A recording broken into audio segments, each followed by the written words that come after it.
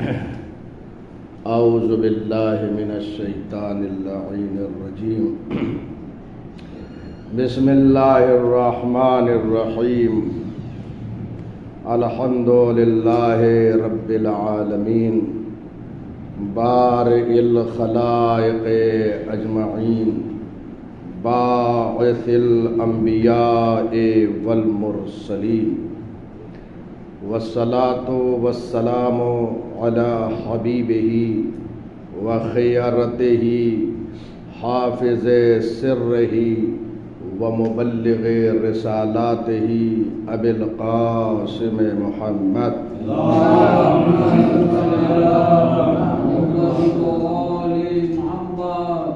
وآلہ الأطیبین الأطہرین الأنجبین لا سیما بقیت اللہ فی الارضین روحی وارواح العالمین لتراب مقدمہ الفداء واللعن الدائم علی اعدائہم اجمعین من یومنا ھذا الی قیام یوم الدین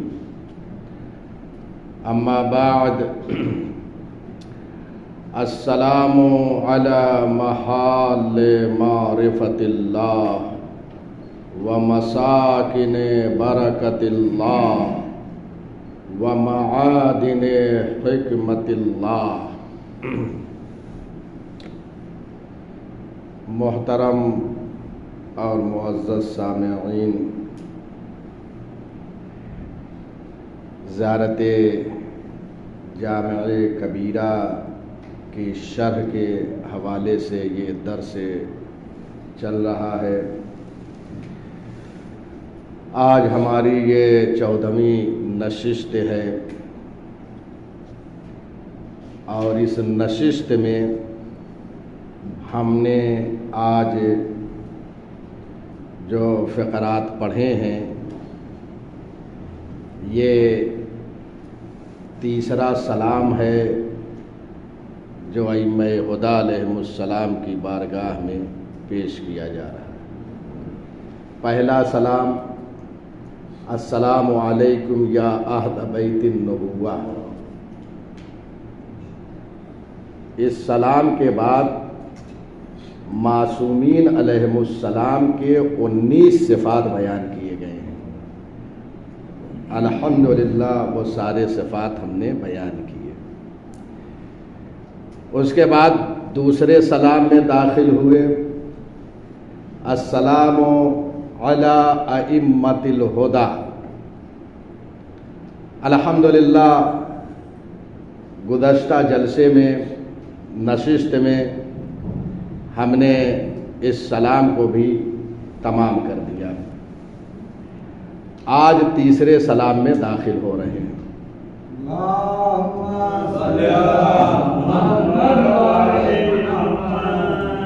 اس سے قبل ہم نے جو سلام کے آخر میں یہ کہا تھا کہ والاولیٰ، یہ ائمہ خدا علیہم السلام یہ حجج اللہ ہیں، اللہ کی حجتیں ہیں روئے زمین پر، دنیا والوں کے لیے اور آخرت والوں کے لیے۔ والاولیٰ کے مختلف معنی بیان کیے تھے، انشاءاللہ ذہن عالی میں محفوظ ہوں گے۔ اس کے بعد فقرہ تھا ورحمۃ اللہ وبرکاتہ۔ اس کی شرح میں نے نہیں کیا تھا کیونکہ اس سے پہلے ہم نے اس کی شرح کر دی ہے۔ یہ ورحمۃ اللہ وبرکاتہ سلام پہ عطف ہے، یعنی السلام علی ائمۃ الہدی ورحمۃ اللہ وبرکاتہ۔ ائمہ ہدی پر اللہ کی رحمت ہو اور اللہ کی برکتیں ہوں۔ آج ہم یہ فقرہ پڑھتے ہیں، پہلے اس کی تشریح کرتے ہیں۔ السلام علی محال معرفت اللہ۔ سلام ہو خدا کی معرفت کے ذریعوں پر۔ محال محل کی جمع ہے، مقام کو کہتے ہیں، محل کو کہتے ہیں، اردو میں بھی استعمال ہوتا ہے۔ تو محال یہ جمع ہے، محل جو ہے واحد ہے، مفرد ہے۔ اللہ کی شناخت ان کے ذریعے سے ہوئی ہے، اگر یہ نہ ہوتے تو اللہ پہچانا نہ جاتا، ان کے ذریعے سے معرفت ہوئی۔ السلام علی محال معرفت اللہ، کیوں ان کے ذریعے سے؟ کیونکہ کائنات میں ان سے بڑا کوئی مطیع پروردگار کا نہیں ہے، اگر ہے تو بتا دیجیے۔ لہذا ہم نے بھی توحید کو ان کے ذریعے سے پہچانا ہے، اور یہ روئے زمین پر اللہ کی صفات جمالیہ و جلالیہ کے مظہر ہے، اس کی صفات جو ہے یہاں متجلی ہوتی ہیں۔ آپ پروردگار کے تمام صفات کو تصور فرمائیں اور وہ تمام صفات جو ہے آپ کو یہاں نظر آئے گی، یہاں صفات پروردگار متجلی ہوتی ہے، قدرت پروردگار یہاں متجلی ہو رہی ہے، علم پروردگار یہاں ظاہر ہو رہا ہے، یہ مظہر صفات ہیں۔ اب وہ صفات چاہے جمالیہ ہو یا جلالیہ، لہذا جب روئے زمین پر پروردگار کی صفات جمالیہ و جلالیہ کے مظہر ہیں تو معرفت پروردگار انہی کے ذریعے ہوگی، یہ طے ہے اور یہ ظاہر ہے۔ اور یہاں پہ جو یہ فقرہ معصوم نے فرمایا سلام علی محال معرفت اللہ، یہ صرف اس زیارت ہی میں نہیں آیا ہے، اور بھی متعدد مقامات پر ایسے فقرات وارد ہوئے ہیں۔ چنانچہ رسول خدا صلی اللہ علیہ وآلہ وسلم مولائے متقیان امیر المومنین یعصوب الدین حضرت علی ابن ابی طالب علیہ السلام کو خطاب کرتے ہوئے فرماتے ہیں لا یعرف اللہ الا بسبیل معرفتکم، اللہ نہیں پہچانا جائے گا مگر تمہاری معرفت کے ذریعے سے۔ معرفتکم یہ ضمیر جمع ہے، یعنی ائمہ ہدیٰ علیہ السلام کے ذریعے سے اللہ پہچانا جائے گا، ان کی معرفت خدا کی معرفت ہے۔ اب جتنی معرفت ان کی ہوتی جائے گی ویسے ہی معرفت پروردگار کی ہوتی جائے گی۔ اور فرما رہے یہ ہے لا یعرف اللہ الا بسبیل معرفتکم، بحر الانوار میں یہ روایت موجود ہے۔ اب آئیے شناخت معرفت پروردگار کے بھی مدارج ہیں۔ ایک دفعہ ہم نے پہچانا ہے اللہ کو تو ہماری شناخت جو ہے وہ ظاہری ہے۔ شناخت اور پہچان کی دو قسمیں ہیں اللہ کی، ایک ظاہری ہے اور ایک حقیقی ہے۔ اور فرما رہے ہیں ظاہری یعنی ہم خدا کے اسماء پر اعتقاد رکھتے ہیں، اس کے صفات پر یقین رکھتے ہیں، جانتے ہیں وہ قادر ہے، وہ عالم ہے، وہ حی ہے، سب کچھ جانتے ہیں، لیکن تاثیر اس کی کیا ہے عالم پر، ان صفات کو ہم نہیں سمجھ سکتے۔ اگر یہ ذوات قدسیہ نہ ہوتی تو ہم اللہ کو اتنا بھی نہ پہچان پاتے۔ اس لیے معصوم نے یہ فرمایا ہے بنا عرف اللہ، ہمارے ذریعے سے اللہ پہچانا گیا ہے، اگر ہم نہ ہوتے تو معرفت پروردگار نہ ہوتی۔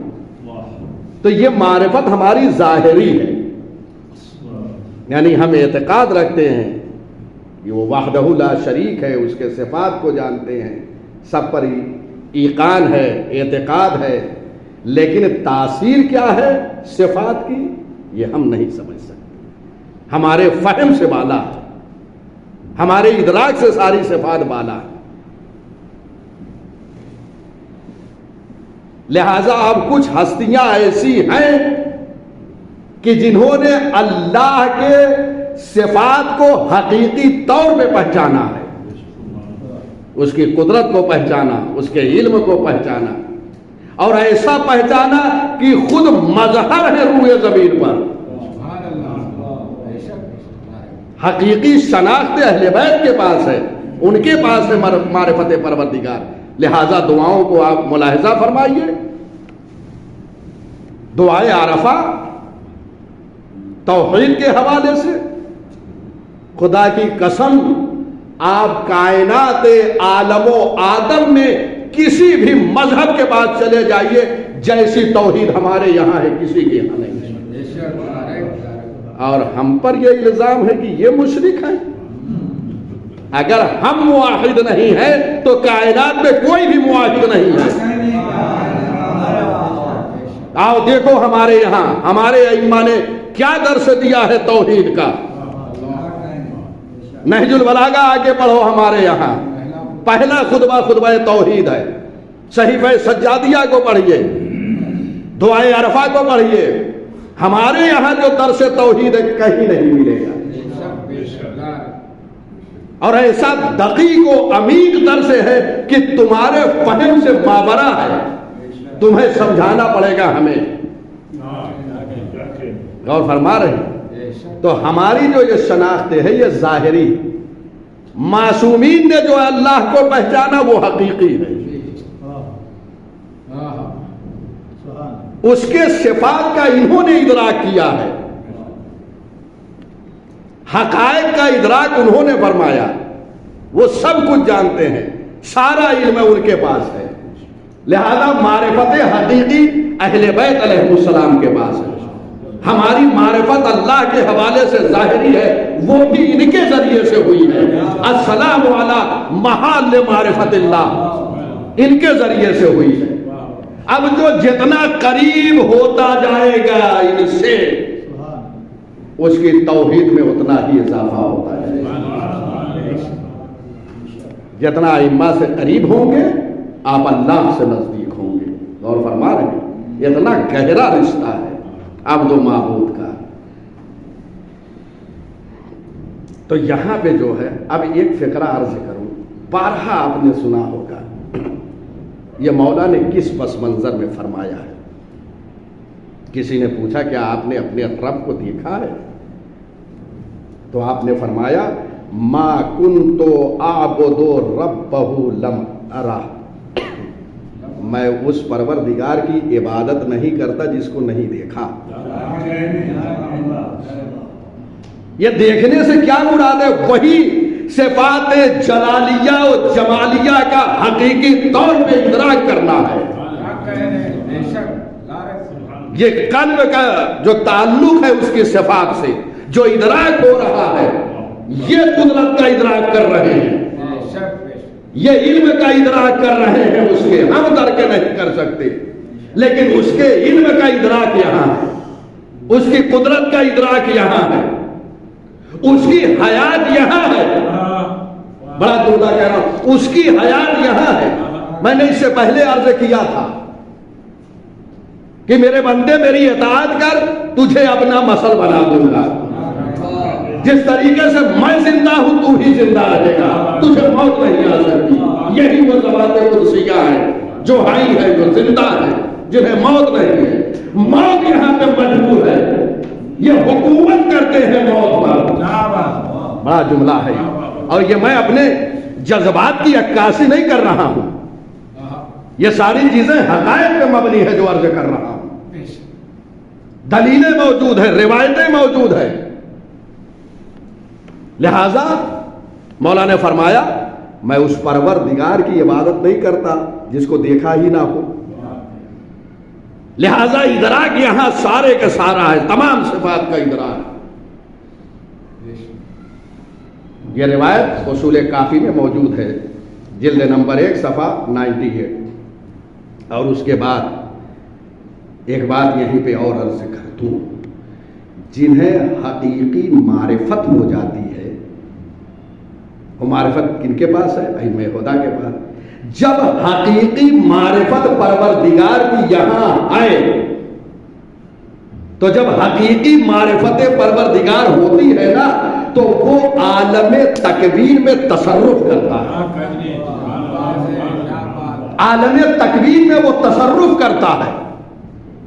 آپ سمجھتے ہیں یہ ساری چیزیں، چاند کے ٹکڑے ہونا، سورج کا پلٹ آنا، چشمے زدن میں جہاں چاہے پہنچ جائیں، یہ ساری چیزیں عالم تکوین میں تصرف ہے، اختیار اللہ نے دے دیا ہے، کیونکہ حقیقی توحید یہاں ہے، حقیقی معرفت یہاں ہے۔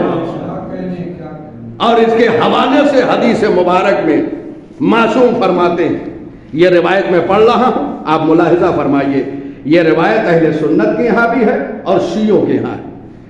شیعوں کے یہاں مستدرک الوسائل، ملا حاجی نوری کی کتاب ہے، اس میں یہ روایت مل جائے گی، اور اہل سنت کے یہاں کنز الاموال میں ملا علی متقی ہندی کی کتاب ہے، کنز الاموال یہاں موجود ہے، ہندوستان میں یہ لکھی گئی ہے، لہٰذا یہ کتاب یہاں آپ کو دستیاب ہو جائے گی اہل سنت کے یہاں۔ اب سنیے، ایک میں نے حوالہ شیعہ کتاب کا دیا، ایک اہل سنت کا۔ اب جو اللہ کی صفات کا ادراک حقیقی طور پہ کر رہے ہیں، سارے کا سارا ادراک جو کر رہے ہیں، ان کے حوالے سے وہ عالم تکوین پہ تصرف کرتے ہیں۔ حدیث میں لو عرفتم اللہ حق معرفتہ لمشیتم علی البحور ولذالت بدعائکم الجبال۔ یہ روایت موجود ہے، اگر تمہیں حقیقی معرفت ہو جاتی، یہ ہم سے خطاب ہے، اگر حقیقی ہے، نہیں حقیقی ظاہری ہے، حقیقی کہاں ہے؟ اہل بیت علیہ السلام کے یہاں، لہذا حقیقی معرفت یہاں ہے۔ خطاب ہم سے ہو رہا، اگر تمہیں حقیقی معرفت اللہ کی ہو جاتی تو تم سمندر کی سطح پر چلتے، سمندر کے پانی کے اوپر سے تم چلتے، اور اس کے بعد اگر تم دعاؤں کے لیے ہاتھ اٹھا دیتے تو پہاڑ اپنی جگہ سے زائل ہو جاتا، چلتا پھرتا نظر آتا۔ یہ کن کے لیے ہے؟ اگر حقیقی معرفت۔ اب کن کے پاس ہے؟ مباہلہ میں نصارہ نجران نے یہ جملہ کہا تھا، ہم ایسے چہروں کو دیکھ رہے ہیں، اگر یہ دعا کرتے تو پہاڑ اپنی جگہ چھوڑ دیتے۔ یہ دلیل ہے کہ حقیقی معرفت پروردگار کیا ہے، لہذا بحر و بر ان کے لیے برابر ہے، چاہے تو زمین پر چلے اور چاہے تو سمندری سطح پر چلے، چاہے تو خشکی پہ اپنا مصلی بچھا دے، چاہے تو پانی میں مصلی بچھا دے۔ اب دلیل ہے نا کہ اگر مصلی جو ہے پانی پہ بچھا دے تو چونکہ عالم تکوین میں ان کو حق تصرف ہے، لہذا یہ مصلی بچھا سکتے ہیں، یہ لہذا یہ محال معرفت پروردگار ہے، ان کے ذریعے سے اللہ پہچانا گیا، اگر یہ نہ ہوتے تو اللہ نہ پہچانا جاتا۔ یہی معنی ہے السلام علی محال معرفت اللہ۔ اس ایک فقرے میں کتنی باتیں موجود ہیں، میں بہت اجمال کے ساتھ یہ تشریح کرتا ہوں، وإلا اگر تفصیل سے تشریح ہو تو فقط ایک فقرے کی ہوگی۔ دوسرا فقرہ ہے وَمَسَاكِنِ بَرَكَتِ اللَّهِ، سلام ہو اللہ کے برکت کی جگہوں پر۔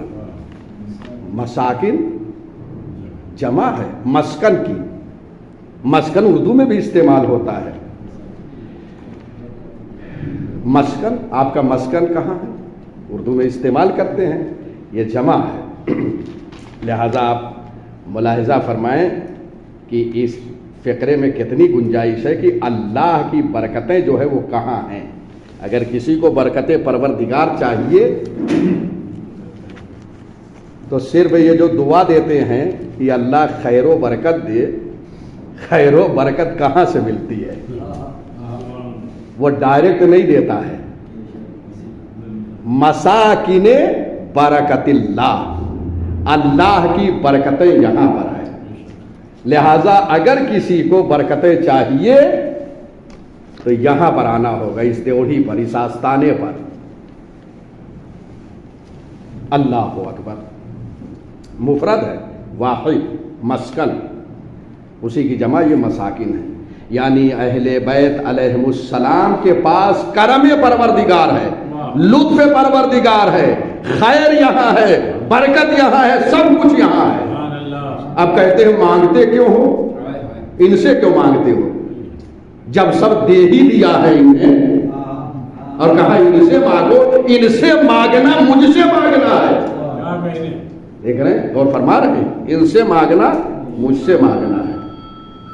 ہمارے یہاں سارے سلیقے بتائے گئے ہیں. یہ زیارت بہت ہی فصیح و بلیغ اور مستند زیارت ہے. چنانچہ ایک اور فقرہ میں آپ کی خدمت میں عرض کر رہا ہوں کہ رسول اسلام صلی اللہ علیہ وآلہ وسلم فرماتے ہیں جعل فی النبوہ والبرکہ، اللہ نے میری ذات میں نبوت رکھی ہے اور برکت رکھی ہے. غور فرما رہے ہیں؟ برکتیں کہاں رہتی ہیں؟ معصومین کے یہاں.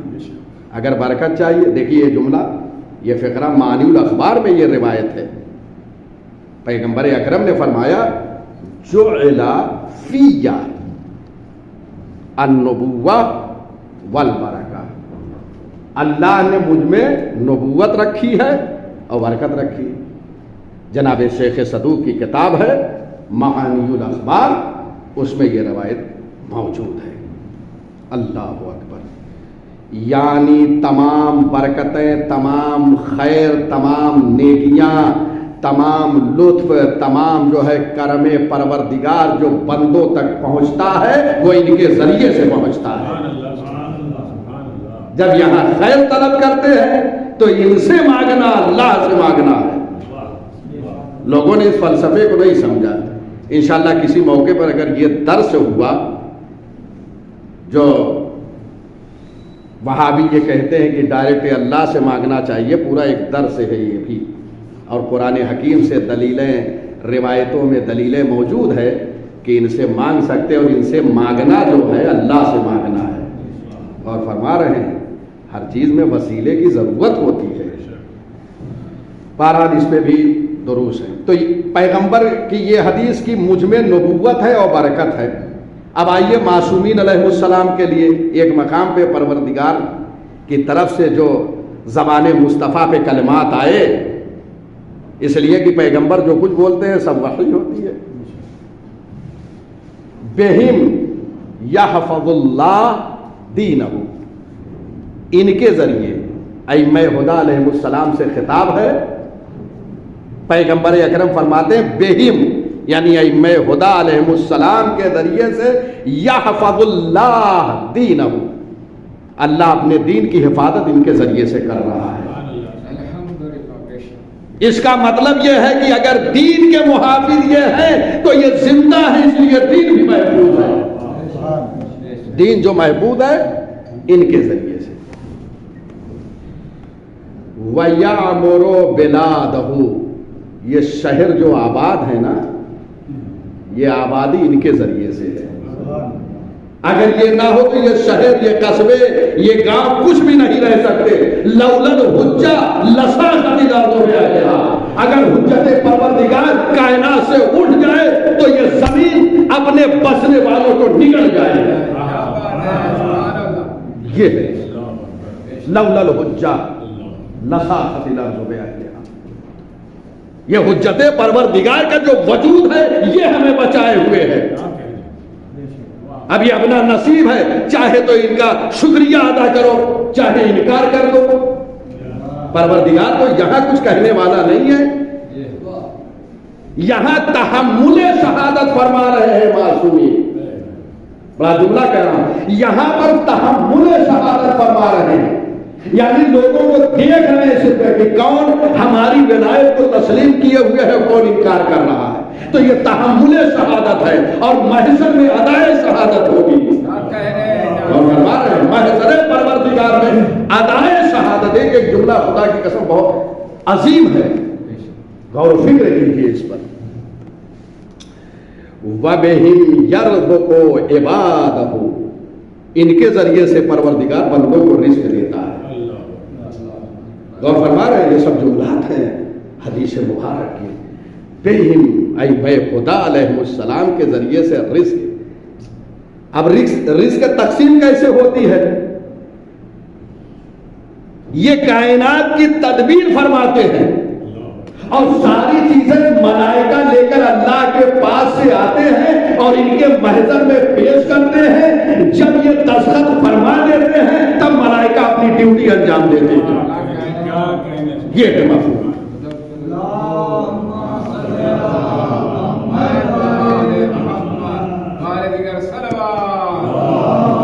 یہ ان کے ذریعے سے اللہ رزق دے رہا ہے. وَبِهِمْ نَزَلَ الْمَطْرَ مِنَ السَّمَاءِ، ان کے ذریعے سے اللہ آسمان سے بارش نازل کرتا ہے. ان کے ذریعے سے، اگر یہ نہ ہو تو بارش نہ ہو. وَبِهِمْ يَخْرُجُ بَرَكَاتِ الْأَرْضِ، ان کے سبب، ان کے ذریعے سے زمین اپنی برکتیں جو ہے باہر نکالتی ہے. یہاں برکت پروردگار ہے، یہ ہے برکت پروردگار. ان کے ذریعے سے زمین اپنی برکتوں کو جو ہے اگاتا ہے، باہر نکالتی ہے زمین. آسمان بارش برساتا ہے، ساری چیزیں ان کے ذریعے سے ہوتی. تو ساری برکتیں کہاں؟ مسکن کہاں ہے؟ اللہ کی برکت کہاں رہتی؟ یہاں رہتی ہے. ساری چیزیں ان کے حوالے ہیں. یہ ہے برکت کا مفہوم. اللہ اکبر. ایک اور حدیث مبارک میں وارد ہوا ہے، کانا برکتن لا یکاد یکلم احدا الا اجابہ. پیغمبر اکرم کے حوالے سے ہے کہ وہ برکت تھے. کانا برکتن لا یکاد یکلم احدا، اور کسی سے کلام نہیں کرتے تھے مگر یہ کہ اس کی احتیاج کو پورا فرما دیتے تھے. چاہے حاجت کا اظہار کرے چاہے نہ کرے. یہ دوسروں کے دروازے پر ذلیل ہوتے ہیں، حاجتیں یہاں پوری ہوتی ہیں کیونکہ برکت یہاں ہے. ہم جب دروازے کو بھول جاتے ہیں نا تو ہم ذلیل ہو جاتے ہیں. جب ان کے ذریعے سے برکتوں کا نزول ہے، رحمتوں کا نزول ہے، ساری چیزیں ان کے ذریعے سے مل رہی ہے، ان کے وسیلے سے مل رہی ہے، تو اعتقاد اور یقین محکم کر کے ان کے آستانے پر آنا چاہیے. ان کے پاس نہ جاؤ جو خود آ کر یہاں سے لے جاتے ہیں. یہ یہاں سے آ کے مانگا کرو. یہی سلیقہ جس دن مل گیا نا، ایقان کے ساتھ دیکھیے کیا نہیں ملتا ہے. لیکن یقین محکم ہونا چاہیے. اور فرما رہے ہیں یہ روایت جناب شیخ صدوق نے امالی میں لکھا ہے، امالی شیخ صدوق میں. اور اس سے قبل جو میں نے روایت پڑھی ہے وہ روایت کمال الدین شیخ صدوق میں ہے. کمال الدین و اتمام النعمہ جناب شیخ صدوق کی کتاب ہے، اس میں وہ روایت موجود ہے کہ بہم یحفظ اللہ دینہ، وہ پوری روایت وہاں موجود ہے. اور یہ روایت جو ہے امالی شیخ صدوق میں. کتنا کام کیا ہے ان بزرگوں نے. تقریباً روایتیں کئی میں نے جناب شیخ صدوقی سے ان کی متعدد کتابوں سے پڑھی ہے. اللہ اکبر. ایک اور فقرہ، والبرکت علی جمیع العباد والبلاد. دیکھ رہے ہیں، علی جمیع البلاد، عباد والبلاد. یہ برکت ہے کن کے لیے؟ بندوں کے لیے اور شہروں کے لیے. میں نے عرض کیا کہ ان کے وجود سے ساری چیزیں یہ برکت ہے. باعث خیر ہیں، باعث برکت ہے، باعث رحمت ہے، سب کچھ ان کے ذریعے سے ہے۔ اور یہ سب میں اپنی طرف سے نہیں کہہ رہا ہوں، یہ سب روایتیں ہیں، اور محور جو بنائے ہوا ہوں وہ زیارت جامع کبیرہ ہے۔ اس لیے کہ آج بہت جلدی لوگ الزام دیتے رہے تو فلاں ہو گئے، یہ ہو گئے، کاش کہ یہ سب پڑھے ہوتے تو آج کسی پہ کوئی الزام نہ دیتے۔ خدا کی ابھی میں پڑھ رہا ہوں، ابھی دیکھیے کہ کیسے کیسے فضائل و مناقب، ہمارے اندر صلاحیت نہیں تھی تو وہاں سے سارے فضائل نہیں آئے، وہاں ہمارے ظرف میں صلاحیت نہیں تھی۔ وَمَعَادِنِ حِکمت اللہ، اللہ کی حکمت کے معدن ہیں، معادن جمع ہے معدن کی، یہاں خزانہ یہاں ہے حکمت کا، اگر اس کی حکمت دیکھنا ہے تو یہاں دیکھو۔ حکمت پروردگار کہاں ہے؟ ائمہ ہدی علیہ السلام کے پاس ہے۔ اور یہ لفظ حکمت اتنا معنی دار ہے اور اتنی اہمیت کا حامل ہے کہ قرآن مجید میں پروردگار نے 20 مقامات پر اس کلمے کا استعمال کیا ہے، 20 مقامات پہ لفظ حکمت کا استعمال کیا ہے پروردگار نے۔ حکمت اتنی اہم چیز ہے، اسی حکمت کی بنیاد پر جو مختصر حکمت مل گئی تھی جناب لقمان کو حکیم کہا جانے لگا۔ وہ فرما رہے ہیں، اور ان کے نام کا قرآن میں پورا سورہ ہو گیا۔ اور فرما رہے ہیں 10 نصیحتیں اپنے فرزند کو کی ہیں، ان 10 نصیحتوں کو پروردگار نے سورہ لقمان میں ذکر کیا ہے۔ ہر باپ کی ذمہ داری ہے کہ ان 10 نصیحتوں کو اپنے جوان بچوں کو بتائیں۔ یہ تو حکمت 20 مرتبہ پروردگار نے استعمال کیا ہے، اور خود 91 مرتبہ جو ہے پروردگار نے اپنی صفت کے طور پہ استعمال کیا ہے۔ وہ حکیم ہے، حکیم جو جگہ جگہ بھی پروردگار کی صفت ہے۔ 91 یعنی 91 مرتبہ پروردگار نے استعمال کیا ہے حکیم صفت کو۔ وہ حکیم ہے، حکیم وہ ہے، اس کی حکمت رہتی کہاں ہے؟ معدن یہ ہے خدا علیہ السلام، وہ حکیم ہے، اس کی حکمت اگر دیکھنا ہے تو یہاں یہ حکمت کے مالک ہے، ساری حکمتیں ان کے پاس ہے۔ اچھا اب حکمت کیا ہے؟ خود حکمت کہتے کسے ہیں؟ صرف نام ہی سنتے ہیں، ایک ایک کلمے پہ ایک ایک لفظ پہ آپ غور کیجئے، حکمت کہتے کسے ہیں؟ تو اس کے لیے جناب مفردات راغب میں راغب اصفہانی انہوں نے ایک لغت لکھی ہے، ڈکشنری قرآن حکیم کی، جس کا نام ہے المفردات، مفردات راغب کے نام سے مشہور ہے۔ قرآن مجید کے اگر الفاظ کے معنی دیکھنا ہے تو وہاں دیکھیے مفردات میں، وہ لکھتے ہیں حکمت کسے کہتے ہیں؟ کہتے ہیں اصابۃ الحق بالعلم والعقل۔ یہ وہاں پہ تعریف کیا ہے کہ حکمت کہتے کسے ہیں؟ کہتے ہیں حکمت وہ ہے کہ انسان حق تک پہنچے علم کے ذریعے سے اور عقل کے ذریعے سے۔ اگر حق تک علم کے ذریعے سے اور عقل کے ذریعے سے پہنچ گیا تو اسی حق کا نام ہے حکمت۔ علی مال حق تک پہنچ گئے، یہی حکمت ہے، یہی حکمت ہے۔ غور فرما رہے ہیں حکمت یہاں، یہ مفردات راغب میں آپ کو یہ جملہ ملے گا۔ تو بہرحال اہل بیت علیہم السلام کے پاس اللہ کی حکمت ہے، یہاں آپ کو حکمت پروردگار۔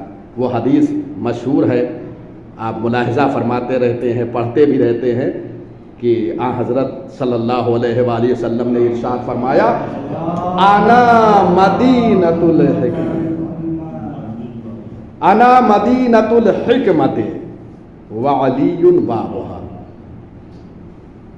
میں حکمت کا شہر ہوں اور علی اس کے دروازہ ہے۔ یہ شہر حکمت ہے اور علی دروازہ ہے، یعنی بغیر علی کے جو ہے حکمت ملنے والی نہیں ہے۔ اگر عاشق رسول بننا ہے تو بغیر علی کے ممکن نہیں ہے، لہذا جو علی کے ذریعے سے مصطفیٰ تک جاتا ہے وہ حقیقی عاشق مصطفیٰ ہے۔ یہ سب جملات یہ تو پیغمبر شہر حکمت ہے، اور اس کے بعد معصومین علیہ السلام کے لیے اگر علم صحیح چاہتے ہیں، ان کے پاس جو ہے حکمت ہے۔ دوسری حدیث میں پیش کر رہا ہوں جو بحار الانوار میں موجود ہے، یہ روایت جو ہے انا مدینۃ الحکمہ وعلی بابھا تاریخ بغداد میں موجود ہے۔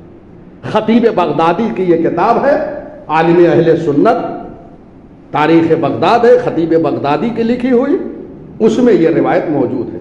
اب یہ روایت جو پڑھنے جا رہا ہوں یہ بحار الانوار میں علامہ مجلسی نے لکھی ہے، جلد نمبر 26 صفحہ نمبر 158 158۔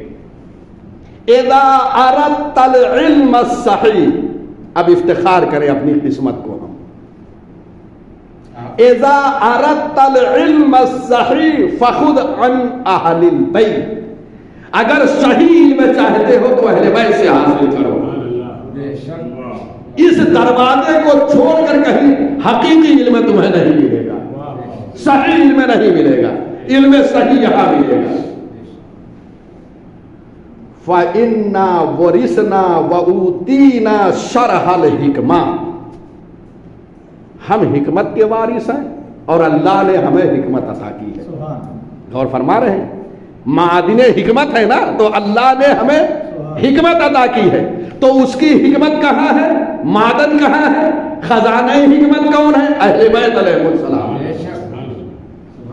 یہ ہے وَفَصْلَ الْخِطَابِ، ہمیں حکمت عطا کی گئی، ہم حکمت کی شرح کرتے ہیں، شرح حکمت ہمیں دی گئی۔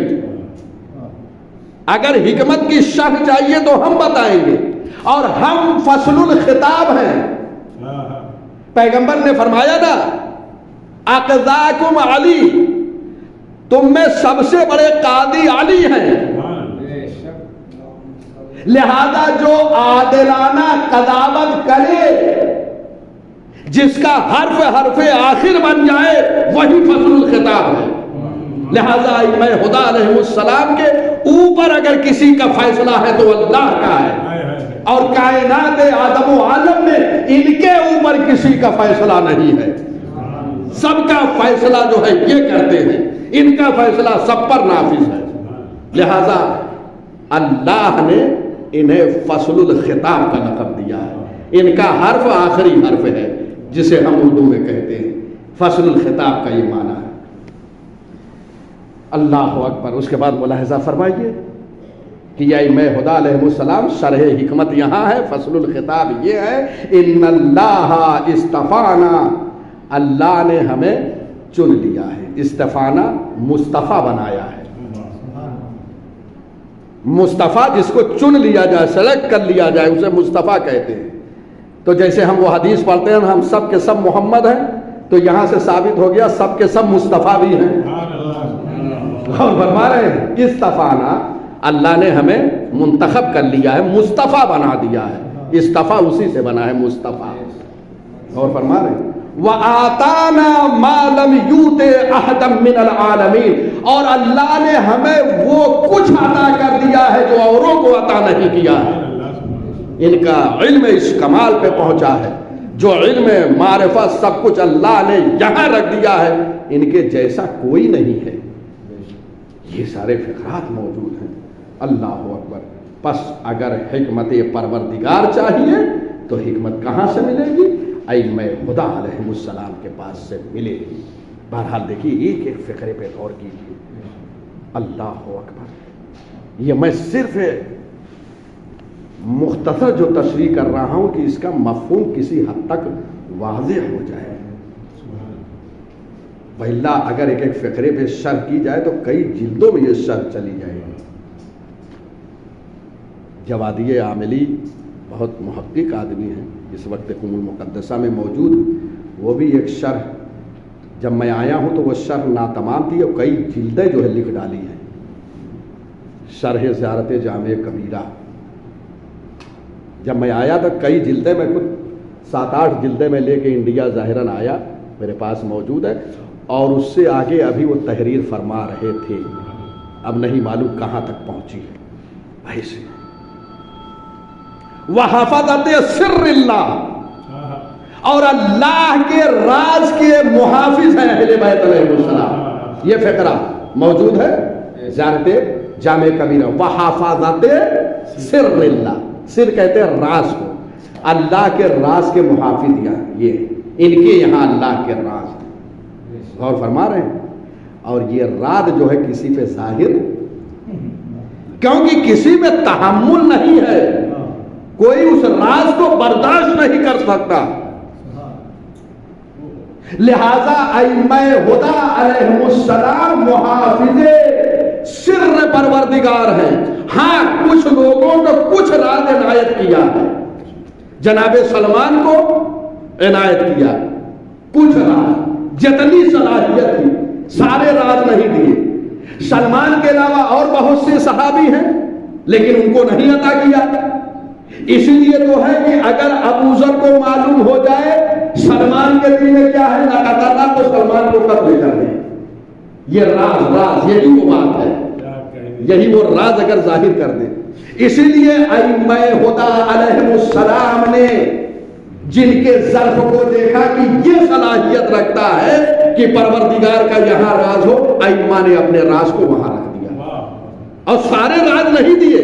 جناب سلمان کو بھی سارے راز نہیں دیے، جتنی صلاحیت تھی اتنے راز دیے، باقی سب ائمہ کے پاس موجود۔ جناب جابر ابن عبداللہ انصاری، ان کے پاس بھی یہ راز تھے ائمہ کے، ان کے پاس۔ چنانچہ میں پڑھ رہا ہوں، حدثنی، جناب جابر ابن عبداللہ انصاری کہتے ہیں حدثنی، خوب دقت کیجئے ایک ایک کلمے کو، حدثنی ابو جعفر علیہ السلام بسبعین الف حدیث لم احدث بها احدا قط ولا احدث بها احدا ابدا۔ جناب جابر بن عبداللہ انصاری کہتے ہیں کہ مجھ سے امام باقر نے 70,000 حدیثیں بیان کی ہیں، 70,000 حدیثیں مجھے دی ہیں، اور میں نے ان حدیثوں کو کسی پر ظاہر نہیں کیا، وہ میرے سینے میں ہے، وہ راز ہے۔ 70,000 حدیثیں راز کے طور پر ہے، میں نے بیان نہیں کیا، اور اس کے بعد کہتے ہیں نہ آئندہ کسی سے بیان کروں گا جب تک زندہ رہوں گا۔ جب تک زندہ رہے یہ 70,000 حدیثیں جناب جابر ابن عبداللہ انصاری اپنے راز کے صندوق میں رکھ کر چلے گئے۔ 70,000 حدیثیں بیان نہیں کی۔ یہ کیوں؟ میں نے بعض شرحوں میں دیکھا ہے کہ جن کے اندر صلاحیت نہیں تھی، اگر ان سے معصومین اپنے راز کو بیان کر دیتے تو وہ مرتد اور کافر ہو جاتا، اسی لیے بیان نہیں کیا۔ اور اگر کسی سے بیان کیا تو جتنی صلاحیت تھی تو راز کچھ سے بیان کیا، اللہ نے تمام راز یہاں رکھے، انہوں نے کچھ راز جو ہے اپنے خاص صحابہ سے بیان فرمائے، سارے نہیں، اور باقی یہاں اہل بیت علیہ السلام کے یہاں سارے۔ اسی لیے یہ حفظت سر اللہ ہے۔ حفظہ جو ہے یہ جمع ہے حافظ کی، حفاظت کرنے والا، یہ ان کے پاس ہے۔ تو آپ ملاحظہ فرما رہے ہیں، اب جانتے ہیں، اب یہ جو اپنے پاس رکھے ہوئے ہیں ان کے پاس سر الہی، مرکز سر الہی راز یہاں جن کو دیا ہے، وہ جو راز جناب سلمان، جناب جابر ابن عبداللہ انصاری، ان کے پاس جو راز ائمہ کے تھے نا، یہ جو راز لے کر چل رہے ہیں، امام معصوم فرماتے ہیں یہ راز جو لے کر چل رہے ہیں نا، یہ راز کا ثواب جہاد فی سبیل اللہ کا ثواب ہے۔ اللہ اکبر، ثواب جہاد فی سبیل اللہ ہے۔ اب حدیث پڑھ رہا ہوں، اگرچہ میں چاہتا تو شاید میں صرف مختصر ایک جملہ لکھ کے لایا تھا، خدا کی قسم میں آج ابھی شام میں جو ہے پوری حدیث کو نکال کے میں نے کہا نہیں بیان کر دوں مومنین سے، اس لیے کہ اگر میں دنیا سے چلا گیا اور یہ رہ جائے گی نا تو وہاں نہیں جواب دے پاؤں گا۔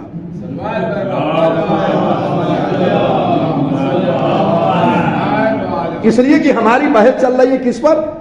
کہ اہل بیت جو ہے اللہ کے رازدار ہیں، حافظ ہیں، نگہبان ہیں، محافظت کرنے والے ہیں اس کے راز کی، اور اصحاب میں سے ائمہ نے جن کے اندر صلاحیت ہے کہ ان کو کچھ راز حوالے کر دیے۔ تو روایت میں ہے وَكِتْمَانُ سِرِّنَا جِهَادٌ فِي سَبِيلِ اللَّهِ، ہمارے راز کی، معصوم فرماتے ہیں ہمارے راز کی حفاظت کرنا اللہ کی راہ میں جہاد کرنے کے برابر ہے۔ بس اتنے میں لکھ کے لایا تھا کیونکہ اتنی ہی ضرورت تھی مجھے، بحث چل رہی ہے کس کی؟ اللہ کے راز کی، لیکن یہ مکمل روایت ہے۔ میں نے پوری روایت لکھی ابھی شام میں، اور میں نے چاہا کہ آپ کے اذان عالیہ تک پہنچا دوں۔ وہ پوری روایت آپ ملاحظہ فرمائیے، امالیہ شیخ مفید میں روایت موجود ہے، امالیہ شیخ مفید علیہ الرحمہ میں روایت موجود ہے۔ ابتدا یہاں سے ہے نفس المحموم لظلمنا تسبیح، معصوم فرماتے ہیں نفس المحموم، ہمارے غم میں جو سانسیں غمزدہ مومن لیتا ہے نا، اس غمزدہ سانس کا ثواب جو ہے وہ تسبیح پروردگار کے برابر ہے۔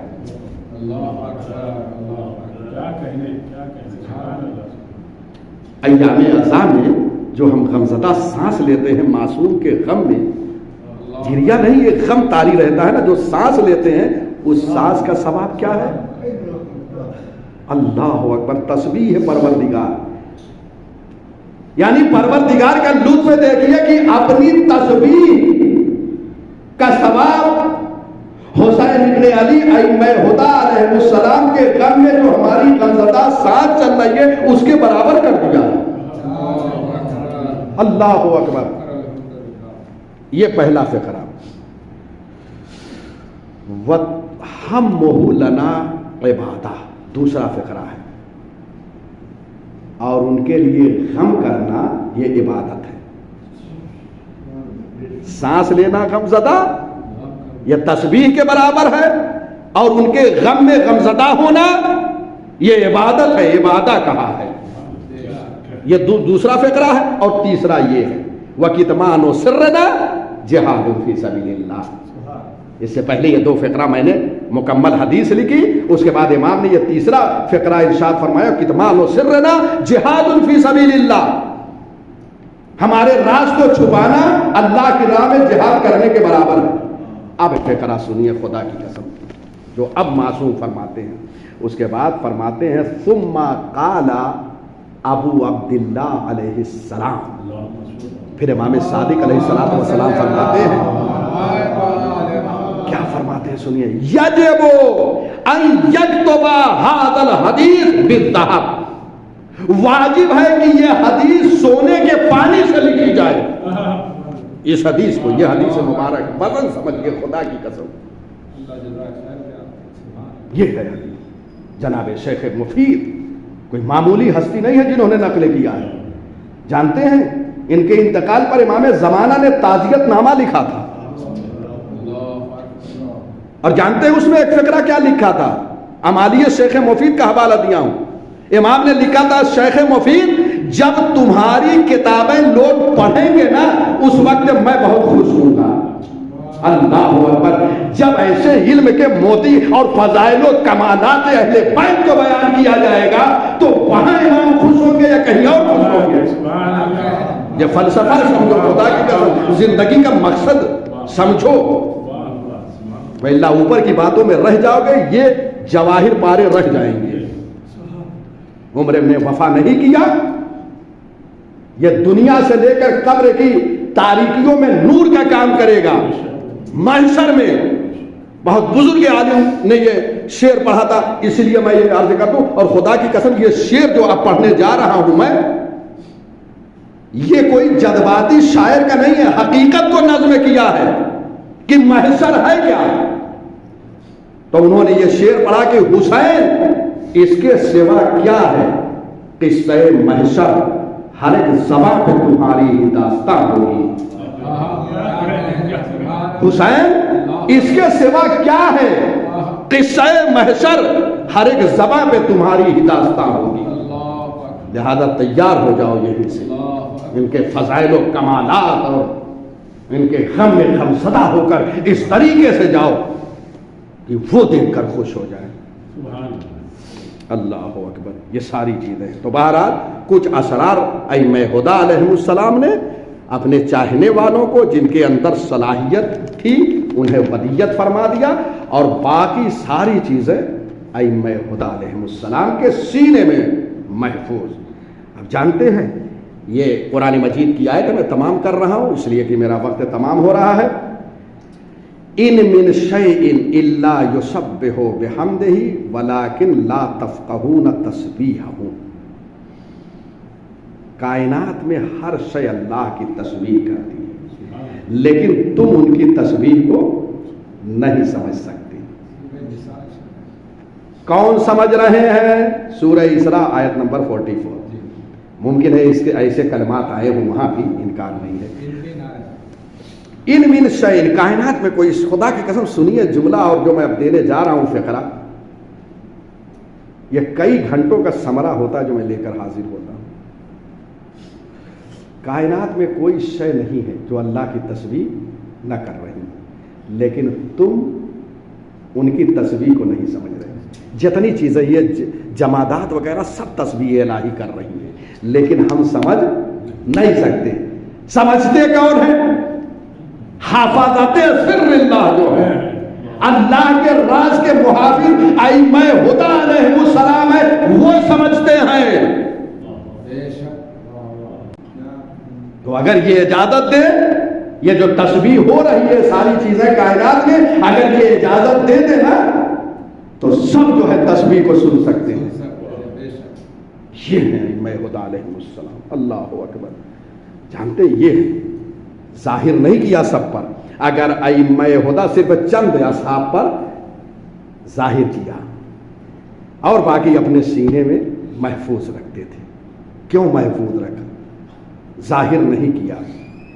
اگر ظاہر کر دیتے، نہج البلاغہ میں ایک فقرہ ہے خطبہ نمبر 5 میں، مطالعہ فرمائیے گا، وہاں امام فرماتے ہیں ان دمجت علی مکنون علم لو بحت بہ لاضطربتم اضطراب العرشیۃ فی الطوی البعیدہ۔ یہ فقرہ نہج البلاغہ خطبہ نمبر 5 میں محفوظ ہے۔ مولا فرماتے ہیں میں ایسے علم کو جانتا ہوں، وہی راز جو علم راز ہے، میں ایسے علم کو جانتا ہوں کہ جو علم تم پر پوشیدہ ہے، تم جانتے نہیں ہو، تم پر پوشیدہ رکھا گیا ہے وہ علم۔ اور کہتے ہیں اگر ان علوم سے جو میں جانتا ہوں ان سے پردے ہٹا لوں تو تم جو ہے ایسے کانپتے ہوئے نظر آؤ گے جیسے کنویں میں ڈول ڈالا جاتا ہے، رسی ڈالی جاتی ہے تو رسی جو ہے کانپتی ہوئی اور حرکت کرتی ہوئی نظر آ رہی ہے۔ اگر ایسے علوم کا انکشاف کر دیا جائے تو لوگوں کی جب یوں کیفیت ہو جائے گی، زلزلہ آ جائے گا لوگوں کے وجود میں، اور زلزلہ آ جائے گا تو کیا سمجھنے کی صلاحیت ہوگی؟ میں ایسے علوم کو جانتا ہوں، یعنی معصوم نے بیان کر دیا، امام علی نے بیان کر دیا، نہج البلاغہ میں یہ خطبہ موجود ہے، خطبہ نمبر 5 میں یہ فقرہ ہے کہ میں اللہ کے راز کو جانتا ہوں جس کو میں اپنے سینے میں چھپایا ہوا ہوں، میں بیان نہیں کر سکتا۔ اگر بیان کر دوں تو تم میں صلاحیت نہیں ہے جو برداشت کر سکو۔ اس لیے انہوں نے لوگوں کے عقلوں کے مطابق کلام کیا ہے۔ جو عام طور پہ کلام کرتے تھے معصومین، وہ سب سے ایک جیسا کلام نہیں کرتے تھے، اس لیے کہ سب کا ظرف دیکھ کر جو ہے وہ کلام کرتے تھے۔